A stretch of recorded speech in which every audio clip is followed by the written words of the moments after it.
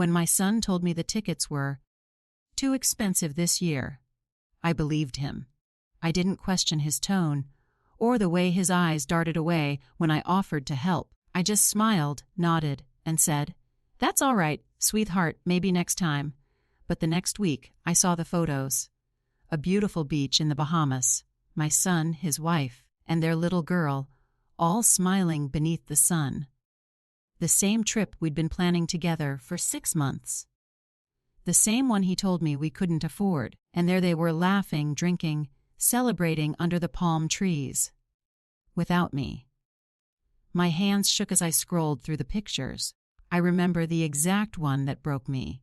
My granddaughter, little Chloe, building a sandcastle beside her mother, the caption reading, "Family vacation, making memories that last forever. Family." But I wasn't there. My chest tightened. It felt like someone had reached inside me and pulled the air out. I'd been saving for that trip. $70,000, to be exact. My retirement bonus, the money I'd promised to spend on something joyful before life grew too small to enjoy. He said he'd handle the bookings. He said he'd take care of everything. I trusted him. He was my only son. That night, I sat at the kitchen table long after the house went quiet. The clock ticked in the corner, every second louder than the last. On the counter, the envelope with the travel receipts sat unopened, mocking me. I'd noticed the strange totals before. Withdrawals, charges, numbers that didn't make sense. But I brushed it off. He's a good boy, I told myself. He's just busy. But that night, I couldn't lie to myself anymore. I opened my laptop and logged into my account, and that's when I saw it. 70,000 gone. Transferred out in quiet, careful amounts over 3 months. To his account. For a long time, I just sat there staring at the screen. The numbers didn't blink, didn't waver. They just sat still, like a cruel truth that refused to hide. My mind tried to make excuses. Maybe it was a mistake. Maybe he was planning a surprise. Maybe, just maybe, there was a reason. But deep down, I knew. He lied.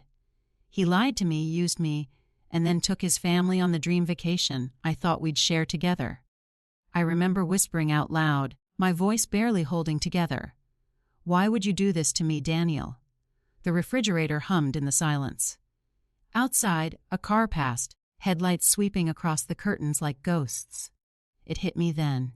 Not just the theft, not just the money, but the betrayal, the kind that comes only from someone you love more than yourself. You see, it's one thing when the world hurts you. But when it's your own child, the one you carried, fed, prayed for, that pain cuts through the soul. I sat there until dawn, watching the sun crawl up the sky, and with it, a truth I didn't want to face. I had spent my entire life giving, and somehow I had raised a son who only knew how to take. That morning, I brewed a pot of coffee, black and bitter. The mug trembled in my hand. I looked around my quiet house. His old photos on the wall, his childhood drawings still framed in the hallway, and something in me cracked open. For the first time in my life, I realized I wasn't just hurt. I was done. Daniel was my miracle baby. I had him when I was 41, long after the doctors told me it might never happen. His father, George, was gone by then. Heart attack, sudden and merciless. I remember standing at that graveside, clutching my belly, whispering, "Don't worry, George.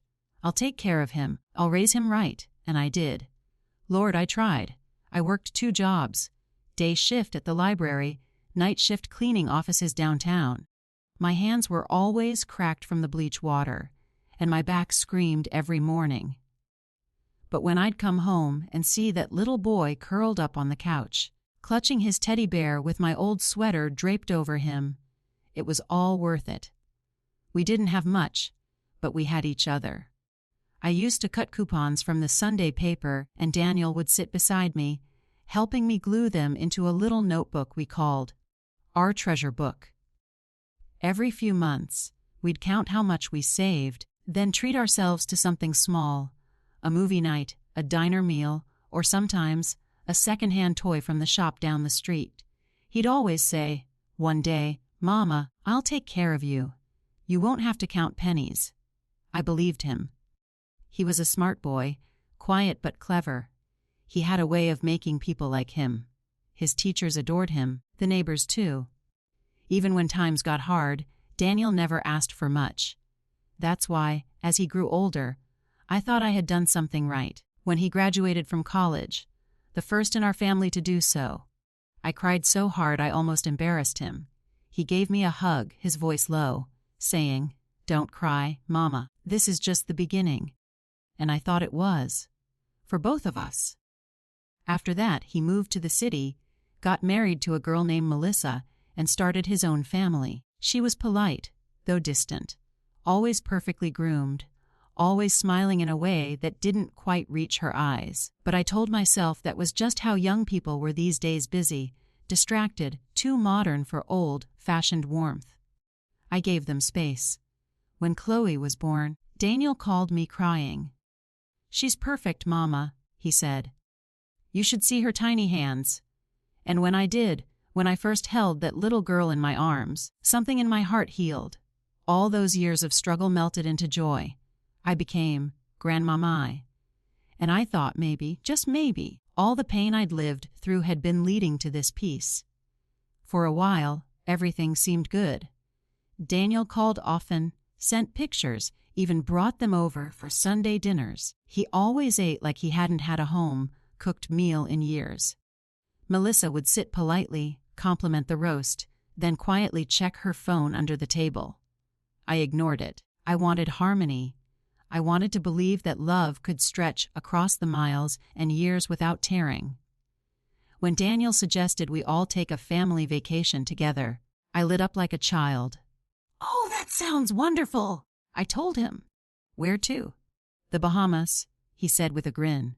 "I found this all-inclusive resort, right by the ocean. You'll love it, Mama. You deserve something nice for once." He showed me glossy photos of turquoise water and white sand. He even held my hand and said, "Let me handle the money, all right? I'll plan it all. You just relax." I hesitated. That kind of trip was expensive, but he assured me he'd already spoken with the travel agent. "Just send what you can, and I'll cover the rest," he said.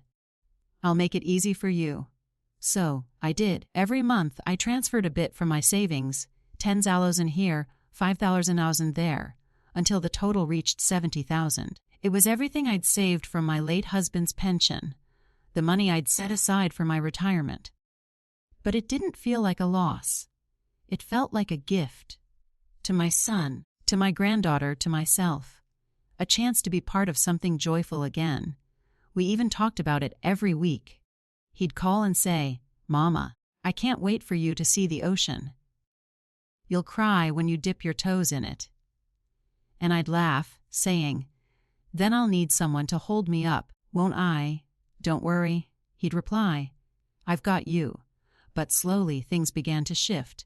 His calls grew shorter. Melissa stopped answering my messages, and when I asked for updates about the tickets, Daniel's tone turned sharp. "Mama, don't stress me, okay? I've got it under control." I remember the first time he raised his voice to me. It was a Tuesday afternoon. I'd asked if he received the last transfer. $15,000. He snapped, "Why are you so obsessed with money? You think I'd steal from you?" The words stung, but I apologized anyway. That's what mothers do. We apologize even when we're the ones being hurt. I told myself he was just tired, that young families had their pressures. That maybe I was too involved. But deep inside, a seed of doubt had begun to sprout. Quiet, trembling, but real. I started noticing small things. His new watch, Melissa's designer purse, the sudden photos from expensive restaurants. He'd say work had been good lately, and I wanted to believe that. I really did. Until that night. The night I saw those vacation photos on social media. The trip I paid for. The dream he'd stolen. Looking back now, I see the signs were there all along, the excuses, the avoidance, the shifting eyes. But when you love someone, you don't look for lies. You look for reasons to forgive. That's what love does. It blinds you slowly, gently, until one day you wake up and realize You've been living in someone else's illusion." When I called Daniel the next morning, my voice was shaking so badly that I had to steady the phone against the counter. "Daniel," I whispered, "I saw the pictures." There was a pause. So long, I thought the call had dropped. Then, in a calm, almost cold tone, he said, "What pictures, Mama?" "The vacation," I said softly. "The one you said we couldn't afford." He sighed, that long, heavy sigh that children give their parents when they're tired of them. "Mama, you're overreacting. It wasn't that trip. We went somewhere small, spontaneous. Melissa needed a break." My breath caught. "Somewhere small. Daniel, those were the same beaches you showed me. The same resort." His tone hardened. "So what, you've been checking up on us now?" I froze. I hadn't expected that.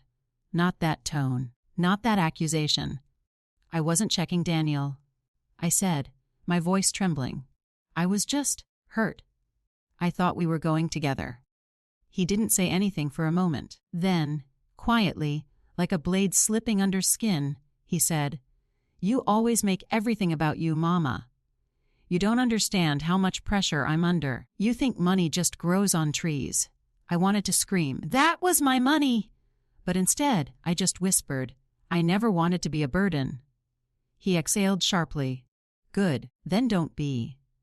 And just like that, the line went dead. For days, I couldn't eat.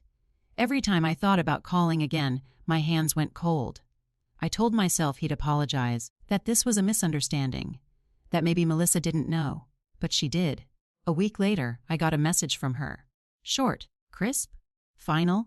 I think it's best if we all take some space right now. Daniel is under a lot of stress. Hope you understand. No apology, no acknowledgement. Just dismissal. I stared at that message until my eyes blurred. I wanted to reply, to demand an explanation. But I didn't. Because deep down, I already knew the truth. They'd taken my money, cut me out, and gone on living as if I didn't exist. The neighbors started noticing the change in me. "You all right, hon?" Mrs. Jensen asked one afternoon while I was pruning my roses. I smiled, said I was fine. But my hands shook so badly that I clipped through the stem of a perfectly good bloom. Nights were the worst. I'd lie awake replaying every moment, every word, wondering where I'd gone wrong. Was it my fault? Had I spoiled him? Or maybe I'd never taught him that love wasn't supposed to be transactional. When you're a mother, you always find a way to blame yourself. A month passed before Daniel called again. His voice was cheerful, as if nothing had happened. "Hey, Mama! How've you been?" I could barely breathe. "I've been better." He laughed softly. "Well, don't be mad, okay? We just needed to recharge a bit. You know how family gets." Family. The word stung like salt on a wound. I said quietly, "Daniel, I know about the money. The transfers, silence. Then, what money?" "The 70,000, I said. "I saw it. I have the records." He didn't even flinch. "Mama," he said, his voice suddenly softer, almost pitying, "you must be mistaken.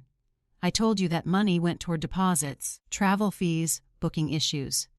You probably just don't understand how these things work." My hands tightened around the phone. "I'm not stupid, Daniel." He chuckled. "I didn't say you were. But you've been retired for a long time, Mama. Things are different now. Online banking can be confusing."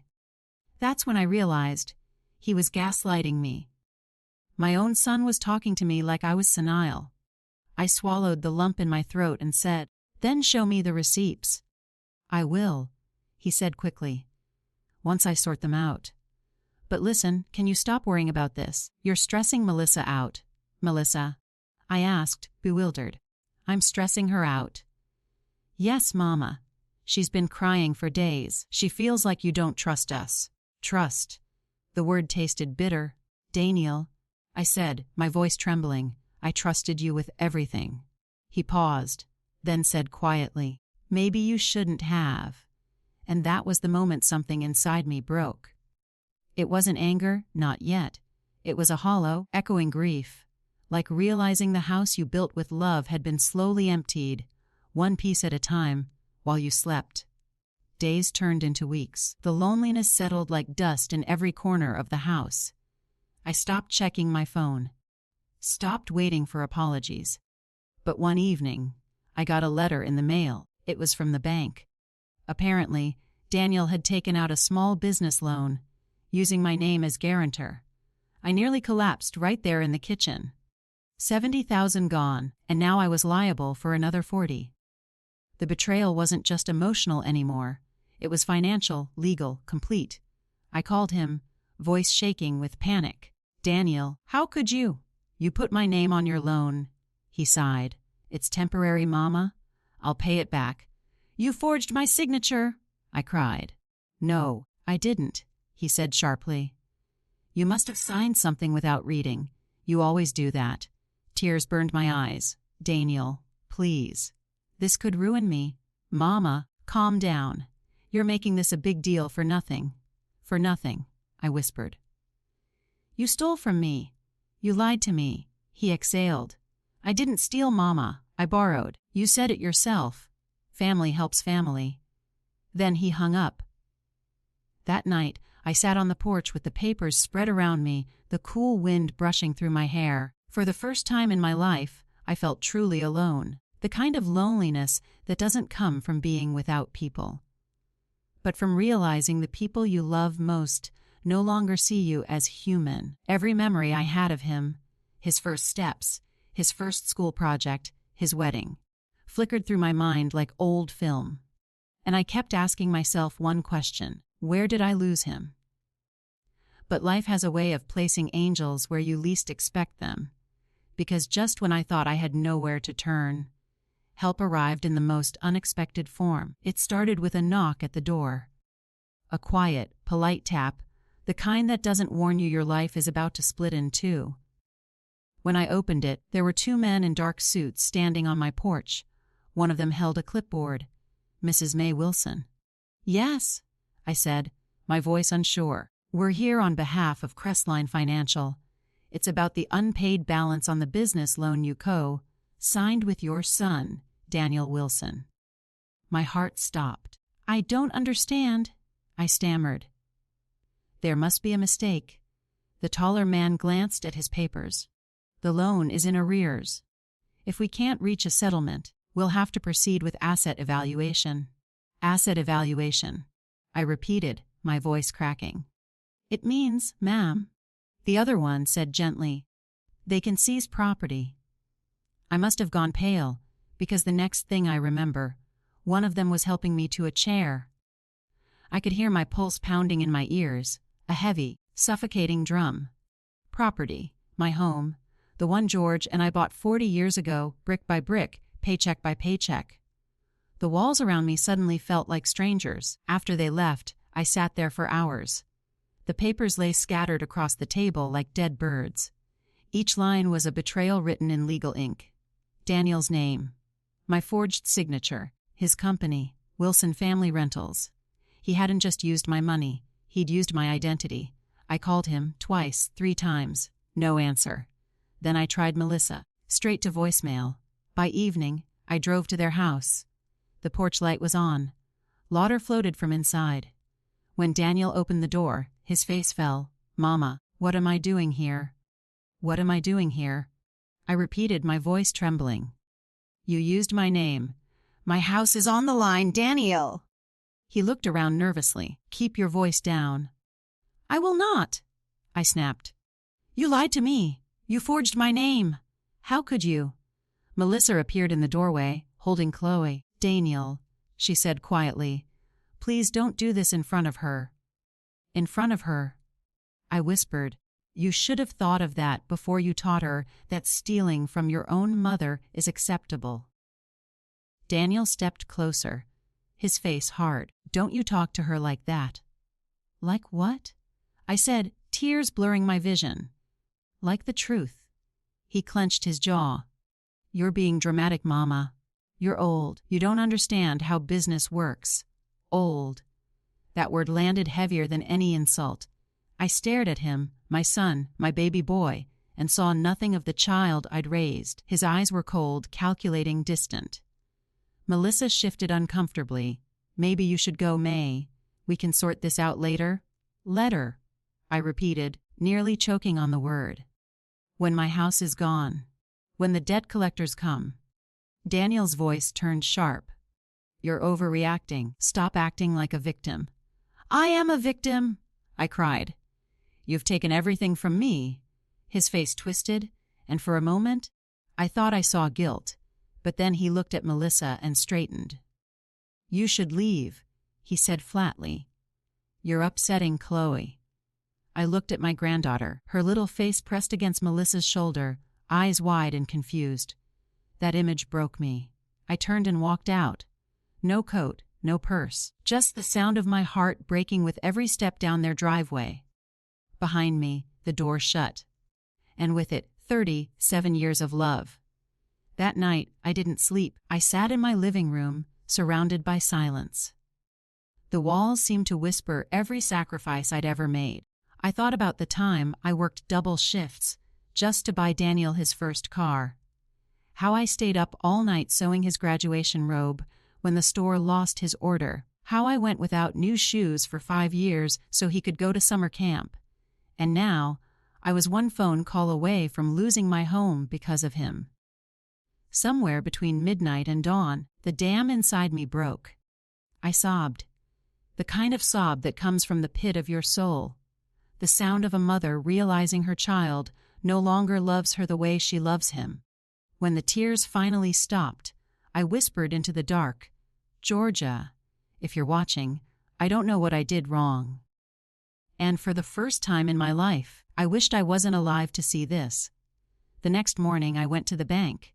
I wanted answers, proof, anything that could make this make sense. The manager, a young woman with kind eyes, looked over the documents. After a while, she said softly, Mrs. Wilson, I'm so sorry. These signatures were scanned and attached digitally. We'll have to escalate this for investigation. Investigation? I asked weakly. Yes, ma'am. But, she hesitated. It could take months, maybe years. I nodded. My hands were trembling as I gathered the papers. As I turned to leave, she said gently, if I were you, I'd get legal help. Quickly. When I got home, I called Daniel one last time. He answered on the third ring. Mama, what now? He sighed.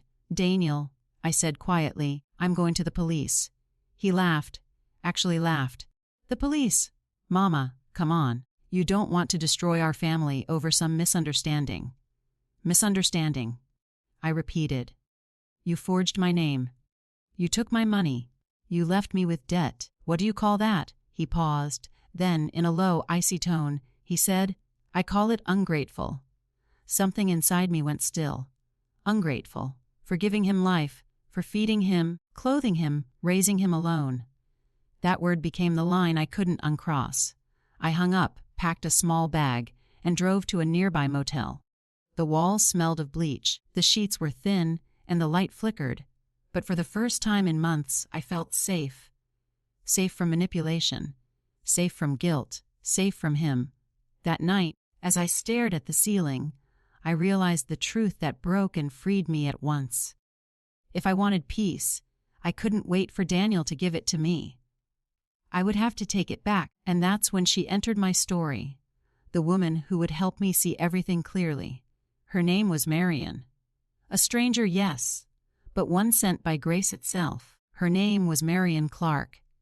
I met her 2 days after I left my home, sitting alone in the motel's breakfast room, staring at a plate of untouched toast. She was in her early 50s, sharp eyes behind gold-rimmed glasses, wearing a navy blazer that made her look too professional for such a small town inn. She noticed my trembling hands as I tried to stir sugar into my coffee. Are you all right, dear? She asked gently. I tried to smile, but my voice cracked. Not particularly. Something in my tone must have told her more than I wanted to admit, because she moved closer, her expression kind but firm. Mind if I sit? I shook my head, and somehow, within 15 minutes, I found myself telling her everything, every word, every betrayal, every dollar lost. When I finished, she leaned back, silent for a long while. Then she said something I'll never forget. "You've been emotionally robbed long before you were financially robbed." I frowned. "What do you mean?"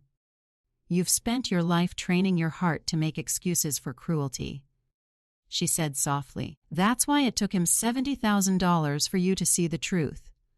Her words hit like a cold wind. I wanted to defend Daniel, to say he wasn't cruel, just misguided, but no words came. Instead, I whispered, "He's my son." She nodded slowly. "And you're his mother, but that doesn't make you his victim." There was something about the calm in her voice that made me listen. She told me she was a retired lawyer, specializing in elder financial abuse. "You'd be surprised how common this is," she said. "Good mothers, honest fathers, their own children exploiting them under the name of love." I felt shame rise in my throat. I should have known better. She reached across the table, resting her hand on mine. "Don't say that. You loved him the way only a mother can. You trusted him. That's not foolishness, that's purity, and purity doesn't deserve punishment." For the first time in months, I felt tears that weren't from despair, they were from being seen. Marian took my papers, the loan documents, and the bank records. "I'll review these," she said, "and I'll help you file a report. But before we fight for your money, May, I need you to start fighting for your voice. My voice." I repeated, almost scoffing. "Yes," she said. "You've spent your life apologizing for wanting respect. No more." Her words stirred something in me, a small, defiant flame I didn't know I still had. That evening, she drove me to her office, a modest space above an old bookstore downtown. The walls were lined with certificates, legal books, and framed photos of clients she'd helped. We went through every statement, every signature. She explained how Daniel had falsified the digital approvals, how easy it was to trace transfers through the bank logs. "He left a trail," she said. "They always do when they think you're too soft to look." She smiled faintly. "But you looked." The next few weeks were a blur of action. Letters to the bank, formal complaints to the Financial Crimes Unit, meetings with investigators. I'd never stepped inside a courtroom before, never spoken to a lawyer, never fought for myself like this. But each day, I grew a little stronger. When Marian asked me to write a personal statement, I hesitated at first.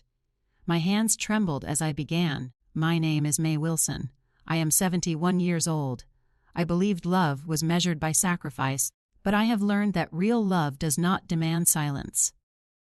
By the time I reached the last line, tears blurred the ink. One morning, while reviewing the paperwork, Marian looked up and said, "Do you want to know something, May? Most women in your position never come forward. They keep quiet because they still hope their child will come home and apologize." I swallowed hard. "I still do." She nodded. "Of course you do, but justice doesn't wait for apologies. It moves when you move." And that became my mantra. Justice moves when I move. Word spread quickly in our small town. Neighbors who once pitied me now whispered when I walked into the grocery store. Some said, "How could she do that to her own son?" Others, quieter and wiser, said, "Good for her. About time someone did." It hurt, hearing the gossip. But Marian reminded me, truth doesn't need defenders. It just needs light. And I had found mine. The day I got the official call from the investigator, my hands nearly dropped the phone. They had verified Daniel's digital forgeries. The loan was declared fraudulent. All assets under my name were cleared of liability. When I hung up, I didn't cry. I just sat there, breathing, really breathing. For the first time in a long while, the air felt different. Lighter, like the weight I'd carried wasn't mine anymore. But peace didn't come from the bank's approval or the legal papers. It came one evening, while sitting in Marian's office, when she said, "Now, May, what do you want to do with your life?" I blinked. "What do you mean?" She smiled. "You've spent decades being everyone's mother, everyone's safety net. What if, for once, you built something for you?" The question lingered like sunlight after a storm. That night, I drove home. Back to the house that almost wasn't mine anymore. The wind was gentle, carrying the smell of rain. I walked through every room, touched every picture frame, and whispered, "You're safe now." And in that silence, I realized something powerful. Freedom doesn't always come from winning. It comes from waking up. The next morning, I went to the bank. I withdrew the last of my retirement fund, the small amount that was left, and closed the account. Marion looked surprised when I told her. "You're sure about this?" she asked. I nodded. "Money isn't my security anymore. Peace is," she smiled. "Then I think you're ready for the next part." "The next part?" I asked. She leaned forward. "Confrontation. But this time, on your terms." The courthouse smelled like old paper and floor polish. I remember that morning so clearly. Gray skies outside, a drizzle tapping softly against the glass. I sat on the wooden bench in the front row, my hands folded in my lap. Marion was beside me, calm and steady as ever, her briefcase resting between her feet. And across the room sat Daniel, my son, my child, the same boy I once rocked to sleep when he was afraid of thunderstorms. But now, there was no trace of that boy. He was dressed in a crisp suit, his jaw tight, his eyes cold. When our gazes met, he didn't smile. Didn't even blink. For a moment, my heart wanted to break all over again. But then, I heard Marion's voice echo in my memory. "Justice moves when you move." So I sat a little taller. The judge entered. The bailiff called the session to order, and for the first time in 71 years, I wasn't sitting in silence. Marion presented the evidence with precision. The falsified documents, the digital signatures, the transfer logs showing Daniel's hand behind every transaction. Each file, each timestamp, was like a mirror reflecting back every time I had ignored my instincts, every time I had said, "He wouldn't do that to me." Daniel's lawyer tried to twist the narrative. "She willingly authorized these transfers," he said. "It was a family agreement." But when the investigator took the stand and confirmed Daniel had accessed my accounts using stored credentials, the defense began to crumble. The judge leaned forward. "Mr. Wilson, do you wish to respond?" For the first time, Daniel looked nervous. He cleared his throat, forced a smile, and said, "She told me to handle the finances. She doesn't understand how online systems work." A lie. Delivered without hesitation. I felt my pulse in my ears. The old me would have stayed quiet, too embarrassed to speak. But I wasn't that woman anymore. I stood. My voice trembled at first, then grew stronger. "Your Honor, may I say something?" The judge nodded. I turned to Daniel, and I said, "You're right about one thing, son. I didn't understand online systems. But I understood love, I understood trust. And you took that and turned it into currency." He looked away, jaw clenched. "You didn't just take money," I continued, voice shaking but clear. "You took the years I spent believing I was raising a good man. You took my peace, my home, my dignity. But here's what you don't understand, Daniel. What you stole, I can rebuild. What you lost, you'll never get back." The room fell silent. Even the judge lowered his pen. When it was over, the decision came swift and cold: fraud, forgery, financial exploitation. Daniel was ordered to repay the full amount and faced criminal charges. The money didn't matter anymore. Not really. But when I heard the gavel strike, something inside me shifted. It wasn't victory. It wasn't revenge. It was peace, quiet, earned, unshakable peace. After the hearing, I walked outside. The rain had stopped, and sunlight broke through the clouds like gold spilling across the courthouse steps. Marion handed me the final papers. "It's done," she said softly. I looked at her, this stranger who had become my lifeline, and whispered, "Thank you." She smiled. "Don't thank me, May. You saved yourself. I just handed you the flashlight." We both laughed, softly, like two women who knew something the world often forgets: strength doesn't always roar. Sometimes it whispers through tears and paperwork. Weeks passed. Daniel didn't call, didn't show up, and for the first time in a long while, I didn't wait for him to. I redecorated my house, painted the walls a pale blue, sold the heavy furniture that reminded me of years spent trying to keep a home that was built on silence.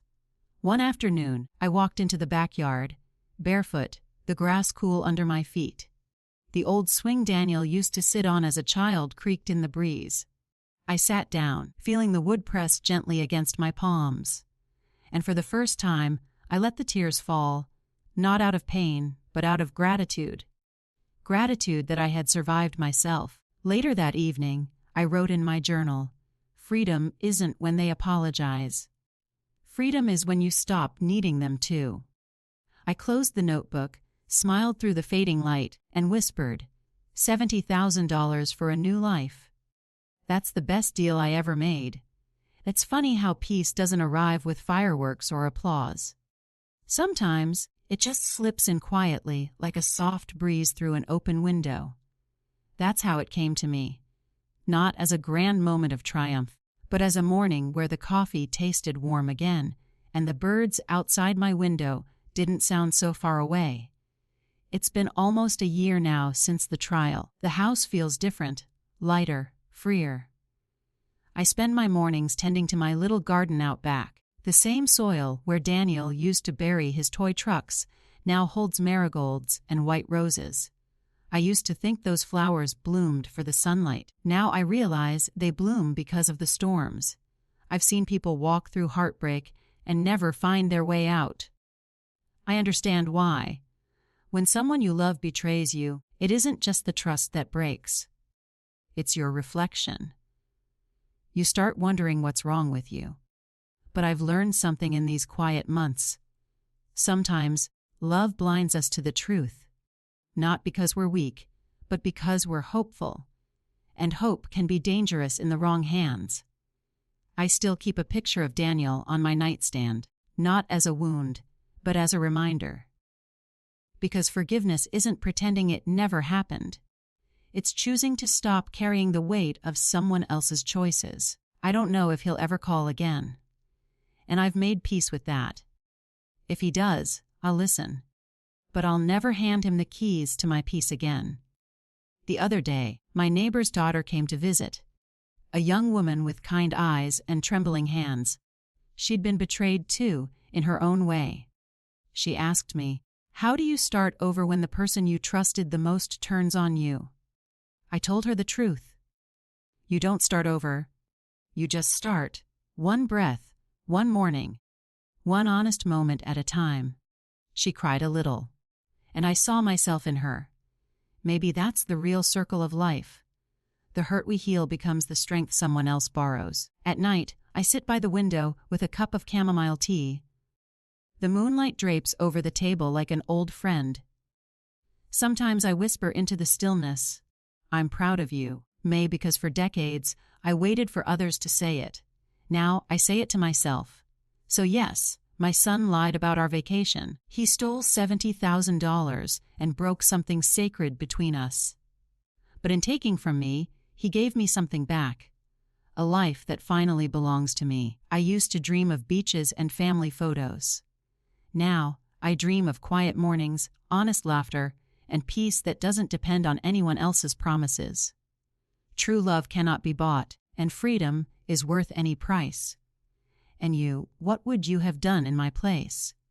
I'd love to hear your thoughts in the comments.